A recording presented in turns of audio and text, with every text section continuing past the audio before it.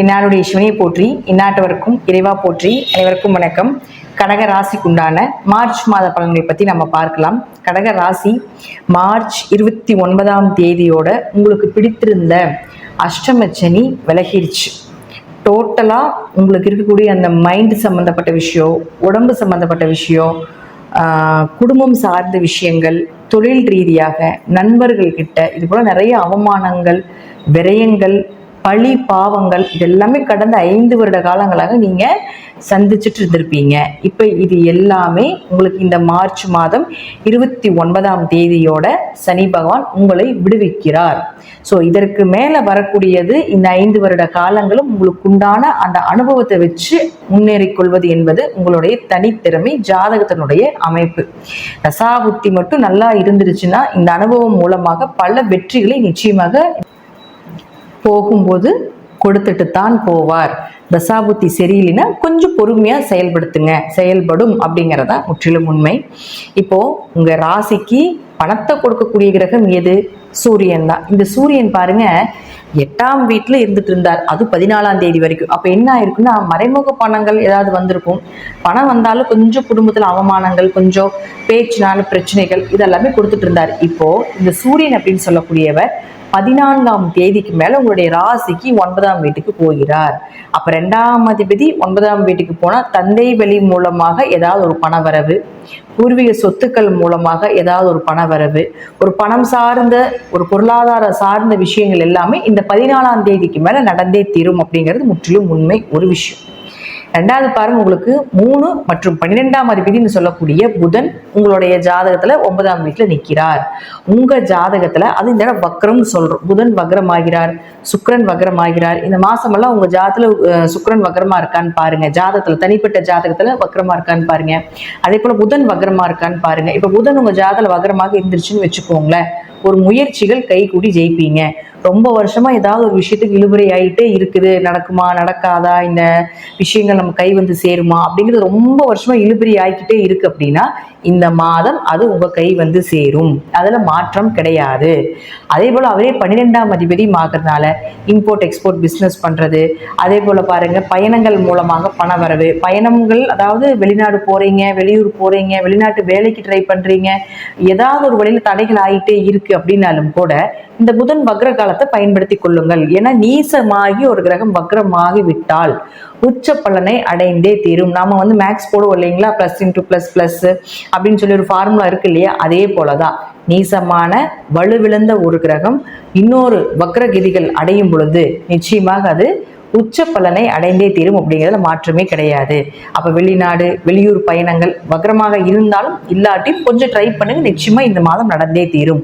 ஒருவேளை உங்க ஜாதகத்திலேயே நீசம் பெற்று வக்ரமானாலும் சரி அல்லது வக்ரமாக இருந்தாலும் இது 100% நீங்க எதிர்பார்த்த நேரத்துல கண்டிப்பாக இழுபறியாக இருந்த விஷயங்கள் எல்லாமே நடக்கும் அப்படிங்கிறதுல மாற்றம் இல்லை. அடுத்தது பாருங்க சுக்கிரன். இந்த சுக்கிரன் யாரு? 4 மற்றும் 11ஆம் அதிபதி.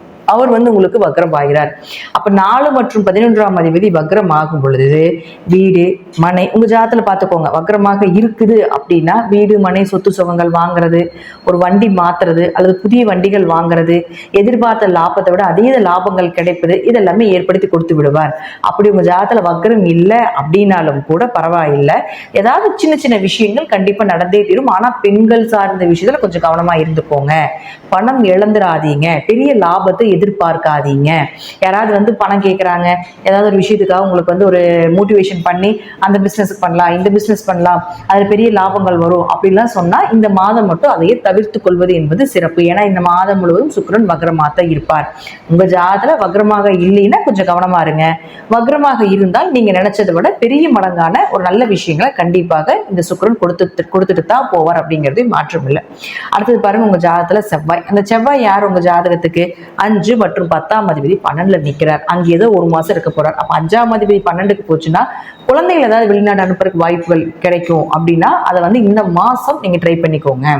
குழந்தைகள் வெளிநாடு அனுப்புறீங்க, இம்போர்ட் எக்ஸ்போர்ட் பிசினஸ் பண்றீங்க, உங்க தொழில உங்க குழந்தைக்கு கொடுக்குறீங்க, அதெல்லாம் பயன்படுத்தி கொள்ளலாம். ஆனா 10ஆம் அதிபதி 12ல இருக்கும்போது தொழில இன்வெஸ்ட்மெண்ட் வேண்டாம், இருக்கிற தொழிலை வச்சு கொண்டு போகலாம், பெரிய லெவல்ல கொண்டு போய் பண்ணணும் அப்படிங்கிறது வேண்டாம். அப்ப என்ன 10ன்னா தொழில், அவர் 12க்கு போய் மறையும் பொழுது தொழில் மறைஞ்சு நிக்குதுன்னு தான் அமைப்பு. அப்போ தொழில வருமானமே இப்ப கம்மி, முதல் போன பிசினஸ் லெவலுக்கு முதல் போன ஒரு வருமானம் இப்ப இல்லை அப்படிங்கிறத நம்ம எடுத்துக்கணும். இந்த மாதம் முழுவதும் அப்படிதான் இருக்க போகுது.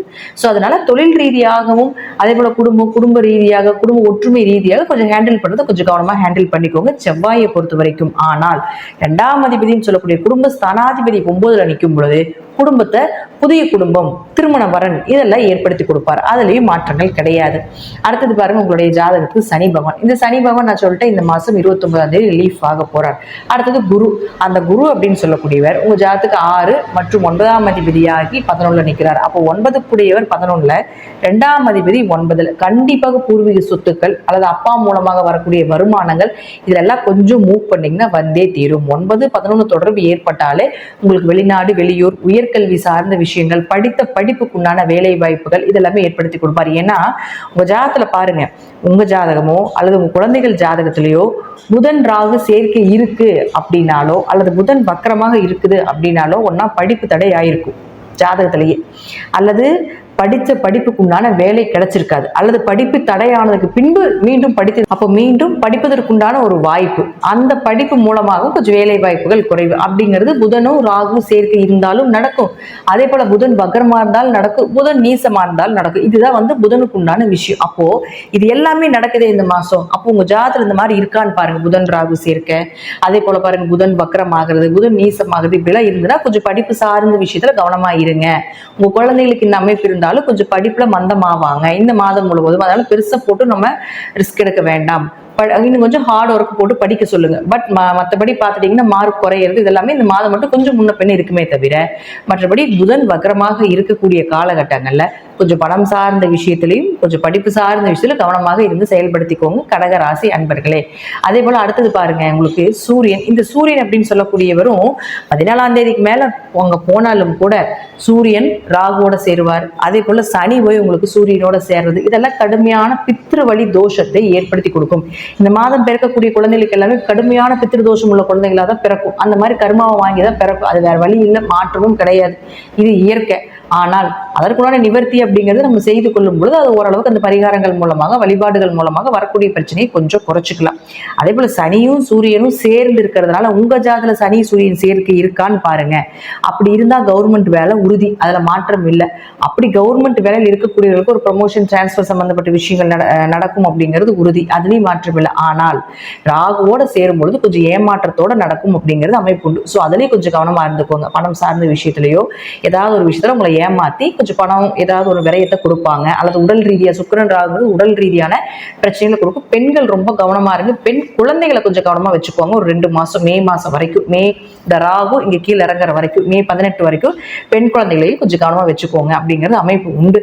சூரியன் சனி ராகு சேர்க்கை அப்படிங்கிறது வேலையில பிரச்சனைகளை கொடுக்கும். அதே போல வேலை செய்யக்கூடிய இடத்துல தொழில் ரீதியாக உங்க தொழிலிருந்து கீழே உங்களுடைய தொழிலிருந்து கீழே வேலை செய்யக்கூடியவங்களாக இருக்கலாம், உங்களுடைய வேலை ஆட்களாக இருக்கலாம், அவர்கள் மூலமாகவும், அல்லது சூரியனுங்கிறது உங்க தொழிலிருந்து உயர் அதிகாரிகளாக இருக்கலாம், அவங்க மூலமாகவும் பிரச்சனைகளை கொடுக்கும். போறீங்க, வேலை செய்யறீங்க, வர்றீங்க, சொந்த தொழில் பண்றீங்களா, பெரிய இன்வெஸ்ட்மெண்ட் வேண்டாம், இருக்கிறது என்னமோ அதை கடந்து போய்க்கோங்க. ஏன்னா இந்த 9ஆம் இடத்துல இத்தனை கூட்டு கிரகங்கள் சேர்க்கையா இருந்தாலும் நேரங்காலங்கள் அப்படிங்கிறது சாதாரணமாவே இப்போ வரக்கூடிய காலகட்டங்கள் நல்லா இல்லை. ஸோ அதனால கொஞ்சம் பொறுமையாக ஹேண்டில் பண்ணுங்க கடகம். ஏன்னா இப்பதான் நீங்க வந்து அஷ்டமச்சனி கட்டச்சனிலிருந்து வெளியே வந்திருக்கிறீங்க. ஸோ மறுபடியும் 2 மாத காலங்கள் நேரம் சரியில்லை அப்படிங்கிறப்ப கொஞ்சம் கவனமா இருந்து ஹேண்டில் பண்ணிக்கோங்க. அப்பா உறவுகள் மூலமாக கொஞ்சம் மனவேதனையும் மனக்கலக்கங்களும் ஏதாவது ஒரு கர்மாவில் கலந்து கொள்ள வேண்டிய ஒரு சூழ்நிலைகளும் கூட ஏற்படுறதுக்கு உண்டான வாய்ப்புகளும் உண்டு அப்படிங்கிறதா இந்த மாதத்தினுடைய பலன். இருப்பினும் தனஸ்தானம் நல்லா இருக்கிறதுனால ஏதாவது ஒரு வழியில பண வரவுகள் உண்டு அப்படிங்கறத எடுத்துக்கலாம். முழுக்க முழுக்க முழுக்க முழுக்க கால பைரவரை கையில் பிடித்துக் கொள்ளுங்கள். அவருடைய காலை கெட்டியே பிடிச்சிக்கோங்க. இந்த 2 மாசம் கால பைரவரத்தோட உங்களை இந்த மாதமும் அடுத்த மாதம் 3 மாதத்திற்கு காப்பாற்றுறதற்கு வேற தெய்வங்கள் கிடையாது. ஸோ 3 மாத காலங்கள் கண்டிப்பாக கால பைரவருடைய வழிபாடு, அது இந்த மாசம் முக்கியமாக கால பைரவர் பிளஸ் உங்களுக்கு ஆஞ்சநேயர் வழிபாடு, புதன்கிழமை சனிக்கிழமை கால பைரவர் வழிபாடு, இவங்க 2 பேர்த்தையும் இந்த ஒரு 4 வார காலங்கள் பயன்படுத்தி கொள்ளுங்கள். அவர்களுடைய வழிபாடுகளை தொடர்ந்து செய்து கொள்ளுங்கள் அப்படிங்கிறது தான் இந்த மாதத்தினுடைய பரிகாரமாகும். கடகராசி முழுக்க கொஞ்சம் எதை செய்தாலும் யோகமும் உண்டு, அதற்குண்டான பின்னாடி கொஞ்சம் டிராபேக்கும் உண்டு. யோசிச்சு பண்ணுங்க. இந்த கிரக சேர்க்கைகள் உங்க ஜாதகத்தில் இருந்தால், அப்படி இல்லைன்னா நார்மலாக போகக்கூடிய ஒரு அமைப்பும், தசாபுத்தி நல்லா இருந்தாலும் பெரிய அளவுக்கு பாதிப்புகள் இல்லை அப்படிங்கிறதா முற்றிலும் உண்மை. நன்றி. மீண்டும் ஒரு நல்ல பதிவில் சந்திக்கலாம். திருச்சிற்றம்பலம், தில்லையம்பலம், ஸ்ரீ நரசிம்மர் திருடிகளே சரணம்.